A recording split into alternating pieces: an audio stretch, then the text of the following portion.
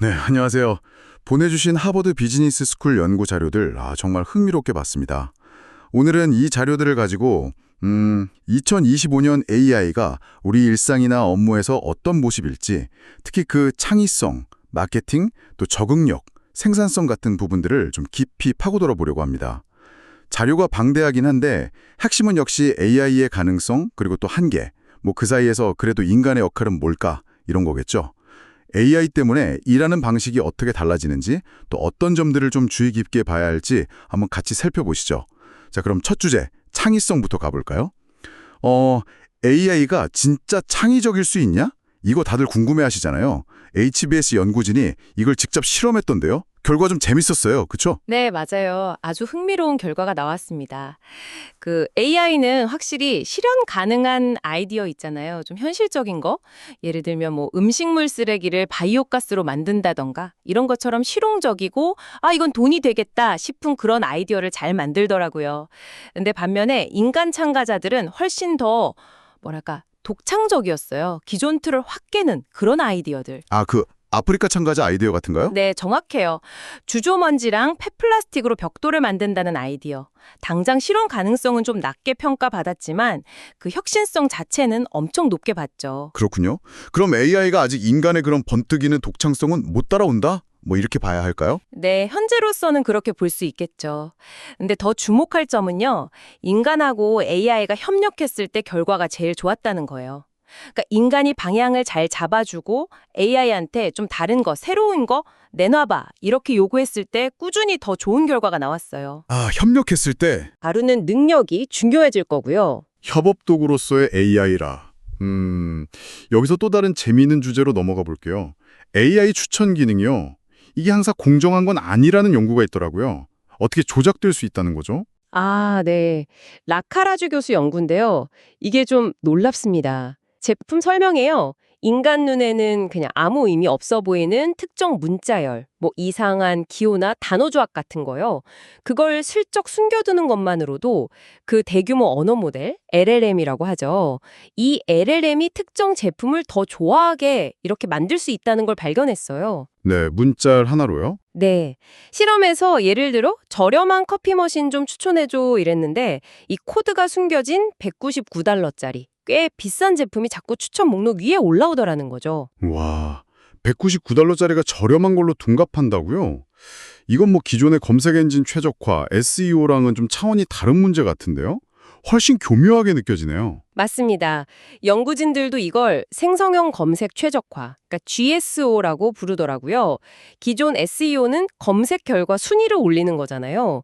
근데 이건 AI가 만들어내는 답변이나 추천 내용 그 자체를 직접 건드릴 수 있다는 점에서 훨씬 더 파급력이 클 수 있죠. 그럼 이거 문제가 심각해질 수도 있겠는데요? 네, 이게 공정한 경쟁을 해칠 수도 있고, 근데 또 반대로 보면 소규모 업체한테는 새로운 기회가 될 수도 있다는 시각도 있어서 윤리적으로 좀 복잡해요. 소비자 입장에서는 이게 제품이 좋아서 추천된 건지 숨겨진 코드 때문인지 전혀 알 수가 없다는 게 문제죠. 어디까지 허용해야 할지, 이건 정말 논의가 많이 필요해 보입니다. 정말 신중해야 할 문제네요. 자, 그럼 이번엔 다른 측면, 인간과 AI의 적응력 차이에 대한 연구로 가볼까요? 환경이 변할 때 대처하는 능력이요. 왜 인간이 AI보다 여전히 뛰어난 걸까요? 그 핵심은 자아 개념에 있다고 봐요. 사람은 딱 새로운 환경에 놓이면 처음 가보는 호텔방이든 도서관이든 아니면 운전석이든 즉각적으로 나라는 존재를 그 상황에 맞게 다시 설정하고 적응하잖아요. 그렇죠. 버러버러 적응하죠. 네. 근데 AI는 이 능력이 아직 많이 부족해요. 비디오 게임 실험을 예로 들면 사람은 화면에 여러 아바타가 있어도 이게 나구나 금방 알아채고 목표를 향해 가는데 AI는 특히 게임 규칙이 갑자기 바뀐다거나 하는 이런 예상치 못한 상황에서 엄청 헤매는 모습을 보였어요. 제대로 대처를 못하는 거죠. 순간적인 변화에 대한 대처 능력 차이가 크군요. 그럼 AI를 쓸 때 우리가 뭘 좀 명심해야 할까요? 예측하기 어려운 상황에서는 AI에 너무 의존하지 않도록 좀 신중해야 한다는 겁니다.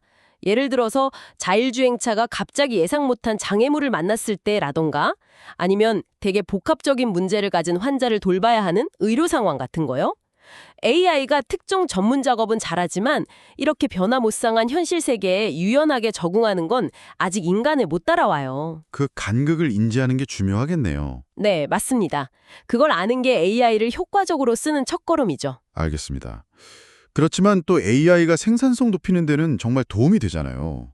특히 그 소프트웨어 개발자들 업무에는 꽤 긍정적인 변화를 가져왔다면서요? 네, 나굴 교수 연구가 딱 그걸 보여주는데요. 18만 명이 넘는 개발자들을 2년 동안 추적했어요. 꽤 큰 규모죠. 와, 18만 명이요? 네. 그랬더니 기터무 코파일럿 같은 AI 코딩 도구를 쓴 개발자들이요. 핵심 코딩 업무 시간은 한 12% 늘어난 반면에 코드 리뷰나 행정 업무 같은 관리 시간은 25%나 줄었어요. 오, 25%나요? 그럼 개발자들이 좀 더 자기가 재밌어 하는, 그러니까 코딩 자체에 더 집중할 수 있게 됐다는 거네요. 바로 그겁니다. 네. 업무 부담의 균형을 자기가 좀 더 선호하는 쪽으로 옮기는 데 AI가 도움을 준 거죠. 그리고 또 재밌는 건 새로운 프로그래밍 언어를 배우거나 이게 22%나 늘었고요. 새로운 프로젝트에 참여하는 이것도 15개나 늘었대요. 오, 도전적인 활동이 들었다. 네. 특히 경험이 좀 적은 개발자들한테는 AI가 마치 1:1 맞춤 튜터처럼 작용해서 학습 효과도 되게 컸다고 합니다. 자, 오늘 이야기를 쭉 들어보니까요.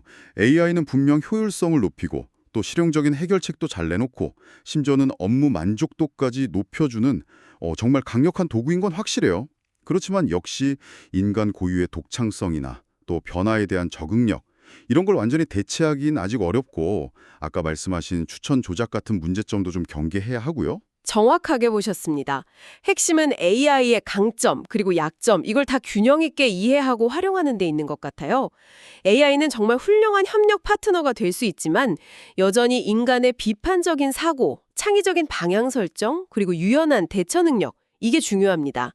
그러니까 AI가 내놓는 정보나 추천을 볼 때 항상 한 걸음 딱 물러서서 이게 진짜 맞나 하고 생각하는 자세가 필요하겠죠? 오늘 정말 생각할 거리가 많네요. 보내주신 HBS 연구자료 덕분에 AI가 창의성, 마케팅, 적응성, 생산성 이런 영역에서 지금 어디쯤 와 있고 또 앞으로 어떻게 될지 좀 입체적으로 그려볼 수 있었습니다. 네, AI가 이제 반순반복 업무를 넘어서 점점 창의적인 영역까지 도와주는 시대잖아요. 그렇다면 한번 생각해 보세요. 가까운 미래의 직정에서 단순히 적응을 잘하거나 독창적인 것을 넘어서 인간에게 가장 중요하게 요구될 우리만의 고유한 역량은 과연 무엇일까요? 이 변화 속에서 계속 고민해 볼 만한 질문인 것 같습니다.